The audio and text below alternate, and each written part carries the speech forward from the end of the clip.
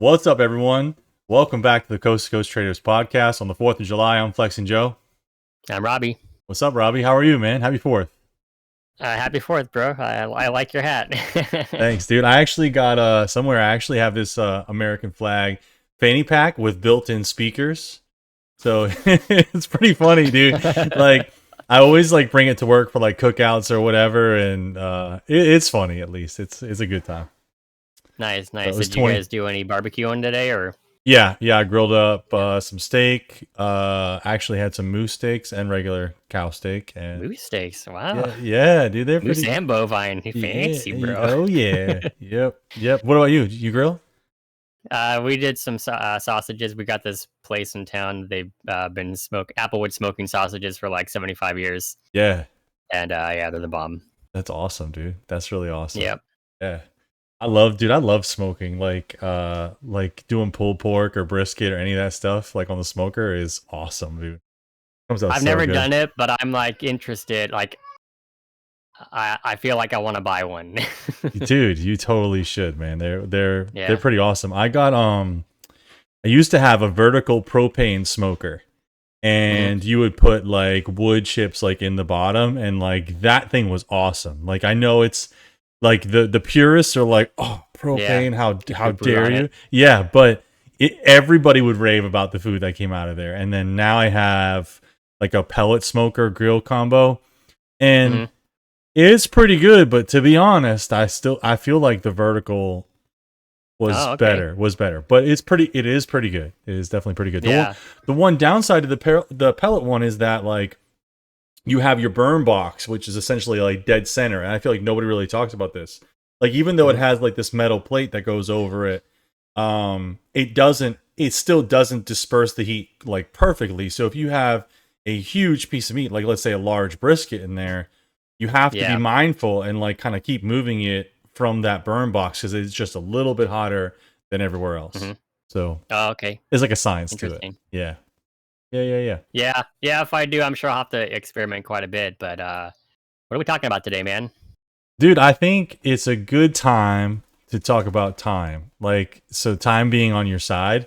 You sent me a really great podcast from the Titans of Tomorrow. They had Rake Trades on there. And it's funny because like in that podcast, do you remember when he was talking about how people would like cherry pick things out of podcasts that like they want to hear that kind of, aligns with like themselves, It was interesting. Like I was thinking about that. Like I liked how we talked about technical analysis and stuff like that. And overall, like it's a very good pod, and I think people, should watch it. But he did it. He did a really good job of using the statistics to explain how like unlikely it is that you will be successful in trading in a very short period.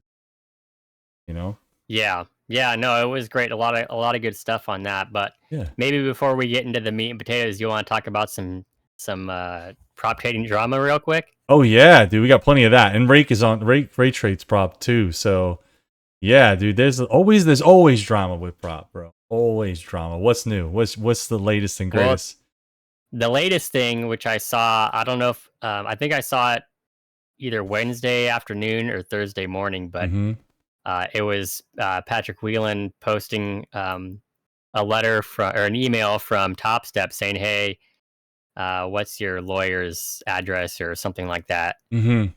And so there's some beef going on between him and Topstep, and it seems like that Topstep is not so happy about him allegedly disparaging them, and then they had this deal, some sort of agreement in 2024. In fact,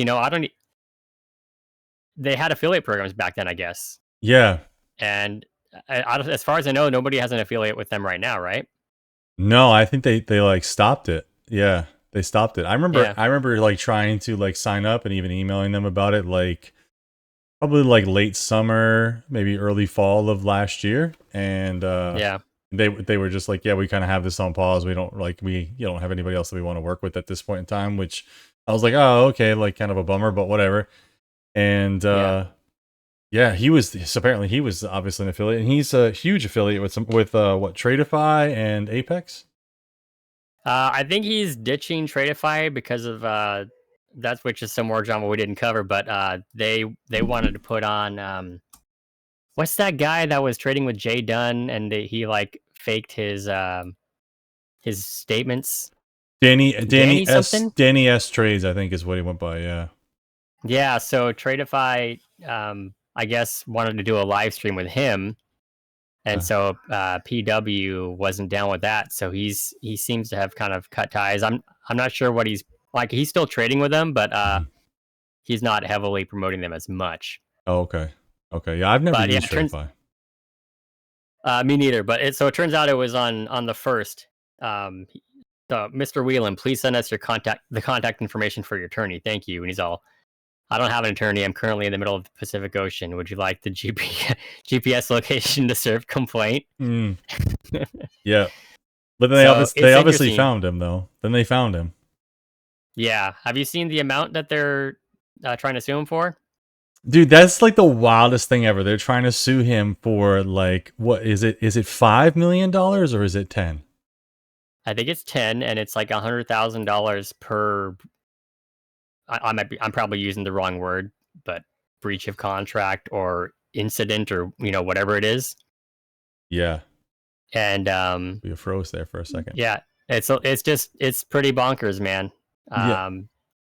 There's been a couple of screenshots I've seen of the illegal document, and so I guess he's supposed to be keeping confidential on some stuff, but then they also spilled they didn't spill the beans because it's in the legal brief, but they're like, well, he blew like 5,000 combine accounts, and they seem to be upset with the fact that he's calling himself like the world's best live trader, which has nothing to do with them.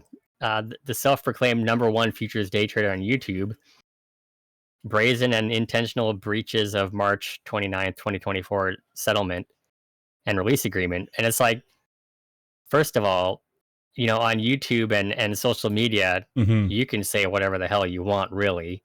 And it's pretty much on the public to, call BS on you or not. But like, if he wasn't at least a very decent trader, at least nowadays, then I don't see why Tradeify would have, their leaderboard showing him on a live account, with consistent balances, quite recently. Yeah. For the past several months, and then even him sharing Apex payouts and stuff, and well into the 6 figures.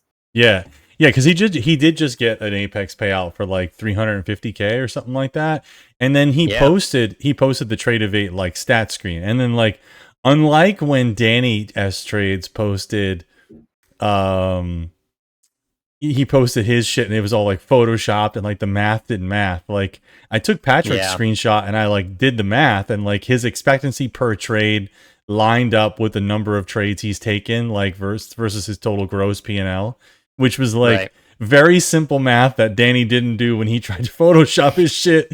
So like it was just like, bro, what do you want?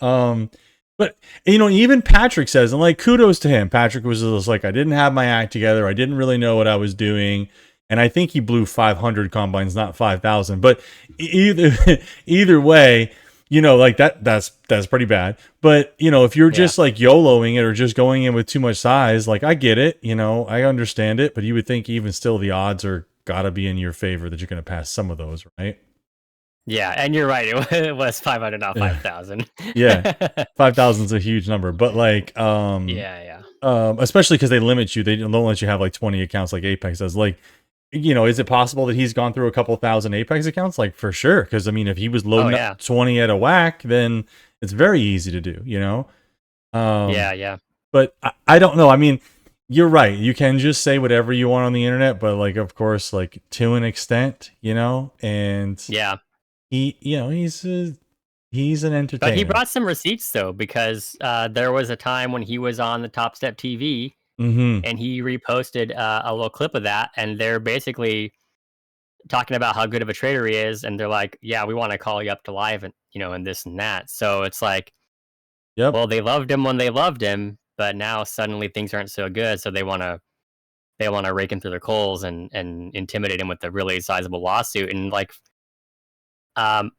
he's getting great publicity. You know, Oh yeah, it's like they say, any publicity is good publicity. in Hollywood. Yeah. Yeah, and like he's the kind of guy with the personality that is like completely leaning into it, and I'm really curious to see, you know, how this plays out. I think the number that they're asking for, it's one of those situations where like you always go for the highest amount and then you hope to like settle for like half or a quarter or something like that. You know what I mean? Mm-hmm. Yep. And I'm not making that figure up in my head, but that's just kind of like how I'm mentally going through it.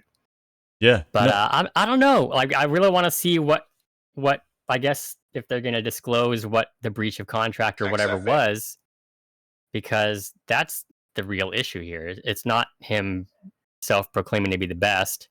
Yeah. Yeah. So I don't You know. want to It's watch gonna be this interesting. clip? You want to watch this clip from Topstep? I haven't seen this. Can we watch Yeah, this? sure. Yeah. I got it here, so I'll watch it. Go ahead and press play. There we go. We have really liked the trading activity out of Patrick's XFA. And Michael, I think, you know, these metrics speak for themselves. You want to do anything with this account for Patrick here? I think this is your call. What do you want to do? Patrick, what do you want to do? You want us to call you up to a live account? No. There's no asking him. Yeah, because if it's up to him, he'd stay on the 5 and copy trade, right? Well, I think this was before they. I think this was before they changed that. With the prop firm, you've been doing really well, and we want to see it continue going forward. He's got a nice, healthy account balance. I mean, this is for anybody in a live account. You're trading prop firm like risk now. You're in a prop firm account. You're a professional trader, totally professional trader, known as a professional trader, even by the CME, which is not some bullshit liquidity, AB group, blah, blah, blah, simulated world of Forex. This is a real regulated exchange. Your orders go in the exchange, all that kind of stuff. You see Kyle putting up money. He's trading size. I mean, I'm not telling you to change anything or do anything, but here's your opportunity. We'll do whatever to open you up and give you more, whatever you need. But as Mick said, keep going, doing what you're doing and put it up. But and if you lose it, you lose it, man. If you got a great run, you brought it up. But this is the name of the game in prop firm trading is when you got the streak you're going, when you're seeing the markets really well like you're going. I mean, we want to pull you up. Yeah. I mean, yeah. So I don't know. That's pretty wild that they're trying to say that this dude's a pony and he sucks at live trading. Like he obviously was doing pretty well at a point in time if they wanted to call him up to live. I mean, like shit, they called me up to live, so like what the hell, you know? Yeah. But I don't know. I mean, I've been following a little bit. I just like scrolled his page real quick, you know, like while you were talking a bit, and you know, even just like just going off of this, right? Like, look at July 3rd. Here he is, number 2 on the leaderboard for the day out of everybody who's on a live account, right? And then you know, here's the top 10 live accounts, right? He's number 1 at 170,000 on his live account. I'm assuming that this is this year on Tradeify, right? So like. Even this morning, he was like number 5 or something with just a few $100. Yeah. I mean, that was wild. He posted that too. Where is that, dude? I want to know. Somebody must have caught a really sweet like overnight down move on this, or just had stupid size, because that's a pretty substantial amount for a half day. I don't even know if stupid size would do it, man. Because I mean, in the quote unquote New York session on this half day, like we only moved about 50 points from low to high. So, you know. Oh, I didn't even wake up because I just knew it wasn't going to be worth my time. Yeah. But yeah, you're probably right about the overnight position. Right, because I mean, from where we closed about yesterday, it did fall about 150-ish points that you could have capitalized on some of that. So you catch 100 of it, you know, with 4 cons, give or take, if you had that many, or if you're trading bigger size, you know. So yeah, good for carry. You know, good for these folks on the partial day. So yeah, right on, huh? Yeah, I don't know. I mean, people trying to say he's a scammer, he's this, he's that. Like, I think the dude's legit. I haven't watched any of his streams. I haven't seen him trade on stream. But like, if you look at like when he posted, where's his stats? Because I know I shared that with folks too. I watched one stream live somewhat recently. And he took a couple of trades, and he was just quick to take profit, man. He was looking for like, I think it was 10, 15, maybe 20 points. He didn't have bracket orders. He was just a market buy. And then, as soon as it moved up in his favor, he was pretty quick to take profit. So in and out sort of thing. Hey, if it works, right? Hey, he's got 100%. He's got his payout posted of 349,000 from Apex. It's pretty wild. Yeah, for sure. Hey, good for him though. Yeah. Well, yeah. I mean, obviously, we can all change in a very short period of time. Like, it's been a little over a year for him, and you can make a lot of growth in trading between then and now. Yeah, for sure. And he's obviously like already been in a position which, makes all the world of difference. If you don't need the money and you can just learn how to trade like systematically and just scale up as if it's, start trading minis if you were just trading micros, because you don't need the money, you don't care about the outcome. Like, removing that sense of urgency and those feelings from the matter change things completely. So, yeah. Speaking of that, Rake, when he first started trading, he was in a similar position. He said, he didn't really need the money. Yep. And so he just had the time to just kind of figure things out, and he did. So that was pretty cool. Was he from like Kentucky, Tennessee, and then he moved out to California? I remember something like that. I thought he said something about being from California and going to a state school in California, which wasn't very expensive. And then he was like working in Tennessee, I think. And then he moved to Fresno. They moved him to Fresno during COVID. Fresno. Yep. He said it was like hot and boring and there was like nobody there, Yeah. But what were the like top few things that you liked about that interview with Rake? I've watched some interviews or some stuff for him before too. So like when he was explaining like how he viewed price action, I've kind of heard that before, and I still like what he says about it because he takes, he kind of takes a relatively simplistic approach, which is good. Yeah. I think the top comment on that video is something like, what did he say, man? You've shared it. It was like the guy was like, I like when I don't have to have the flux capacitor in line with this, in line with this, in line with this, in line with this in order to take a trade, It is refreshing to hear a guy come on a podcast and tell you that money can be made without the flux capacitor lining up with institutional fortification, then crossing the amniotic crescent right after the gravitational force capitulates at the inverted pump gap. I tell people all the time that money can be made with normal price action at key levels that align across multiple time frames. But whatever makes you money, no, I'm saying. Yeah, dude, yeah. I mean, that's the shit just makes it complicated to make you feel like that's why. That's a whole other thing. We can go down that road another time. That's a whole other thing. But I think the number one thing for me, just listening to it, was how he just applied the statistics of it and just like the feeling of time. And personally, like only through like reflection have I realized that there's been times where I've been trading where I'm like, no, like I'm mostly scalping or whatever, and I'm like, no, I want to make my money back right now. Right? Yeah. And that's led sometimes to me making it back, and then sometimes me making it back and then only like being back to break even and trying to give it back and then blowing up, or it's just led to me blowing up, right? Blowing up these prop accounts. And so thinking about it that way, it's just like, man, like there is like I don't know that tomorrow's guaranteed, but like I should basically just trade as if it is, right? No different than I plan on going to work. I should just, okay. Yeah. You know what? Didn't work out today. I'll come back tomorrow. Yeah, for sure. What about you? I liked how he talked about grading his trading day. Yeah, so that was good like, too. ABC. So A, you followed your rules and you made money. B, you followed your rules or your plan, but you maybe lost money. Yeah. C, you didn't tilt. And then anything beyond that, whether you tilt and or don't follow your rules, that's like an F day, whatever. Yep. I loved the Nike moment. He's like, we're focused on making fast money, but when you get consistency, there's going to be a point when, one day, maybe 1 week or even a month's profit, once you're getting consistent, is going to be way better than any of your previous weeks, months, or maybe even a whole year's worth of your old style of trading. Right.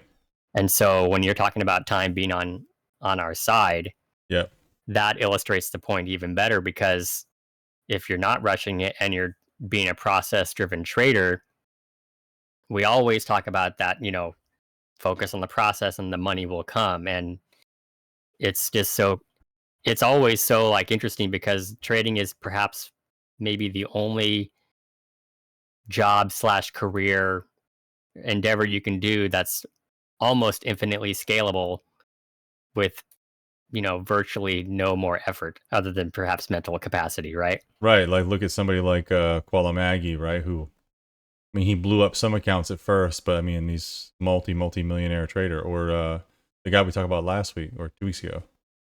Yeah. You know, they just people they just grow it out of like nothing, right? So it definitely is possible. I think it's just like I'm gonna try to hold on to that, and I like deep down, I think we all know that, but yeah, for sure. But like in not putting the pointing the finger of blame at like society or just like the way the world is now, but like everything nowadays is just so, it's so instant gratification, right? Like if you're hungry, you just go get fast food. If you know, yeah, and then you got these kids like who are mostly probably all of them are probably full of it, but they're just like, I'm a 21-year-old millionaire day trader, and it's like, okay. Yeah, I suck at life. I suck at life. And then yeah, go ahead. I know I was gonna say, and every once in a while, like even in other things, you have like anomalies, right? Like, wasn't Muhammad Ali world heavyweight champion by like 21 or 22 years old? So like, yeah, you get kind of just okay. They've been in it for years. They've been training, but it's just like, oh well, they're young, and boom, look what they got. But it's like, yeah, but you look to the 5 or 10 years behind him of him boxing as a nobody, right? So yeah, but also that's an anomaly too. So like another thing that you were reminding me of earlier is when he talked about when people expect how long it might take to become a profitable trader. Yeah, that was a few good. years perhaps. Yeah, and then that it could take a few years, just like it might take somebody 8 years to be a doctor or something like that. But then if you go into it with that specific mindset, like, okay, I have to make this work by year 3. But not only that, I want to be the best. I want to be the social media guru guy. Yeah. So then you add this arbitrary new milestone, and then it takes maybe what could be like the top 5% of traders to now suddenly you're being like the 0.01% of traders, because not only are you wanting to be successful by this deadline, but you want to have it all. Right. Yeah. Yeah. Yeah. That's again, I think coincides with the time being on your side. So, but that's hard, dude. Like when you first started trading, did you have a timeline like in your head? No, I never thought about it really. I saw that people were making wild money, and I was like, I was really interested in figuring out how that works and stuff, but I never thought about a timeline. Okay. And maybe it's kind of good that I didn't, because I would have put unnecessary pressure on myself. Yeah. But of course, I certainly wished I would have learned some other things, like, not trading with margin at first and having a smaller account, this and that. Yeah. But yeah, I never thought about a timeline. How about you? Oh, 100%, dude. I 100% was just was like this time next year, I'm quitting my job. I'm gonna have a new car, vehicle, whatever. I was like, this is gonna work. It's gonna work. And yeah, and and like if it was maybe like in the gym where you could just like bulldoze your way to progress, because like that I feel like I applied a lot of that like to oh yeah, that was great, to the gym. You know what I mean? So like. But then, like, you can't do that. You can't bulldoze your way to it. If I could, and that worked in trading, like, yeah, I'd probably be there. But like, no. I think he said brute force, right? Yeah, he did. He talked about brute force your way there, right? Yeah, because that's right. And he mentioned having a personal trainer and how it was, his personal trainer will ask him like, "Oh, how was your trading day?" And a lot of days had lately been like, "Meh," like either like I didn't take a trade, or I took a break-even trade, or even if I took a stop, it's just like, meh, because it's like money's not routinely like flowing in. And the guy was like, "Oh, well, you got to change those meh to like, oh hell yeah, it was great." And he was just like, "It doesn't work like that." And like, for real, it doesn't. And I learned that lesson the hard way, pretty early on. I feel like, Yeah, for sure, for sure. I also really liked how we talked about sizing down, and basically having your size be dictated by your risk. Yeah. Which is actually a concept that I first heard from Ripster. Yeah. And we've talked about this quite a bit too, especially during the volatility spike, when moves are so big, and I just couldn't accept it, so I had to switch down to micros and stuff. Yeah. And he also talked about, actually, we talked about that risk evolving too in episode 15, by the way. We did. For anybody who wants to go watch that, how risk evolves. Yeah, because didn't we talk about? Were we talking about one of Kane's trades in that? Maybe, or that was another. It could episode. have been. I think that might have been. Yeah, I don't know if that was. I don't know if it was because that episode was specifically talking about Trader Kane. Okay. In the title, this was before that. Oh yeah, so we've talked about it like I guess that other time too. That Trader Kane video is a good one to watch, where we really break down the concept of evolving risk, like in a trade example. Yeah. But I like that they both talked about it. Like, it was interesting that like Rake was like talking about it, and then the host, I can't remember his name, Joaquim, I believe. Yeah, he was talking about like the whole kind of evolving risk reward, right? And it makes a lot of sense. Yeah, the whole future Rake and like the past Rake personality, like he would ask. But then when Joaquim asked him about that, he said something like, okay, if current Rake came up to me and saw that there was only 1-1, I'd probably close it. And you made that exact same point when we were talking about fellow traders' position, where they were like so many ticks to take profit, but then they let it come back, like I want to say 60 points. You remember that one? Yeah. And then you made that exact same thing. Like, how would you react, or like what would you do if I instantly put you out of this trade and then you wanted to go into a new trade, and then all of a sudden you're looking at your risk to reward? So they did talk about suddenly, when you're that close to your target, how what was once maybe like a 1-3 is now a negative 1-3 or something like that. Yeah. And so this is good because we had dialogue this week, like through our Discord DMs, and like this is our first time kind of chatting face to face about it. But remember, I had a trade where I said I was pissed off that because I was scalping NQ, and typically like my bracket has been like a 1-to-1 risk, like risking 15 points, making 15, and like the win rate's like been fairly good, right? But one of the things that like I think it's just a personality thing really gets me, and now I think I can explain it why. Like I can explain it's more than a personality thing. It's like this is like in the day that I'm thinking of where I messaged you, Robbie, I was up like I don't know if it was 8 or 10 points. And I was like, and I remember being mad. I was like, I should have moved to break even. Like that was like really dumb, and being pissed about it. And that, because that makes sense. At that point, if I was up 8 points, I'm now targeting 7 more points, but risking 23 because I'm the 8 I'm up and the 15 of my original risk, right? So at that point, it's 1 reward to 3 risk. Like that's terrible odds. Terrible. Yeah. I would have to have a super high win rate for that. And did you at least break even though, or no? I took the full you took L. The full loss? Right, because then we talked about that's even worse when you're working with a live trailing drawdown, because it's a double whammy against you. Yeah, so I think that like as long as I might continue to do this bracket strategy, I might have to just like implement a rule of like if I go up 10 points, I don't know. I guess whether it's a rule or actually like you can do auto brackets in Ninja. I'd have to Google how to do it, but maybe just have it like, oh, I'm up 10 points and boom, and like it cha-chings and moves up. And even if it doesn't auto trail, if it just moves to that point, I'd be like, all right, I can hook you up with that. I have that exact same setting. Okay, perfect. It's really easy to set up, and you can do that with multiple legs too.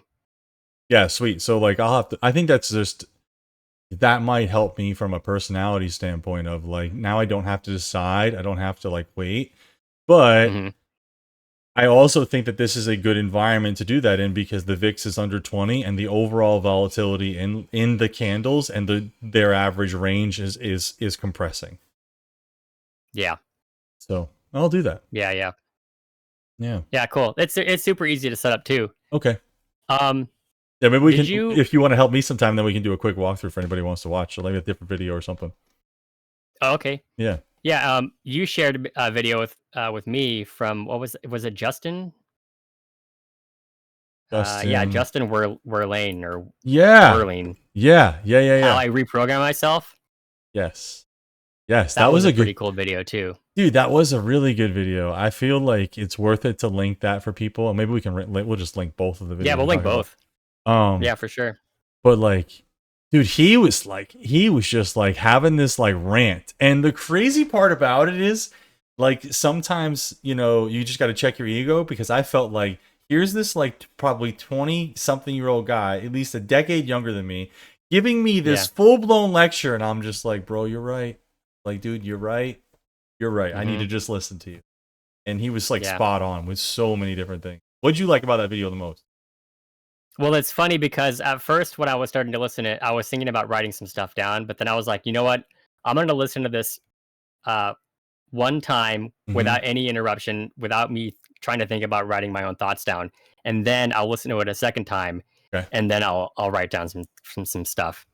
Okay. And I mean, the key takeaway is submitting to the process. Yep. And he compares it to religion as submitting before God. And I would say maybe in some comparison, in our episode 6, the shot caller, I said there's something about the power of physically writing and verbally saying things. If you think it, out of sight, out of mind, but when you write it or say it, there's power to it, especially if you believe yourself to be a person of integrity. Before you trade, talk about your setups out loud. Say, I will do this when that happens. So process driven. Yeah. That sort of thing. Say, I will not fight the trend. I will wait for confirmation. And yeah, 100%, man. Every time I trade the process rather than like feelings or FOMO, I feel really great about my trades, even if they're losers, even if I get wicked out because I followed the process. Yeah. Yeah. It's definitely easier. I feel like easier to accept the losses, like, versus like if you just take like a bogus trade and then like it's not in the process and then you take a loss. Like, yeah, that's for sure. That's like such a slippery slope, because like you take a trade out of process and you make money. And he had a line about this in the video too, like it's not your money, you should feel bad about it. You should review on the day and feel bad about it, which is very similar to what the last guy we talked about like last week, where he was like, you know, if I make that money, I'm going to lose it because it's not meant to be mine. Yeah, and in fact, even Ripster just posted something the other day, or maybe it was today. And he's like, I've lost multiple 7 figures doing that same sort of thing. So it's not just us saying it, and it's not just, I mean, this is a common thing where if you get lucky, that don't include that in your statistics of, you know, good setups or good probability trades, because that was a 100% lucky situation, and you're probably going to lose the money because it was impulsive, out of your system, you know, this and that.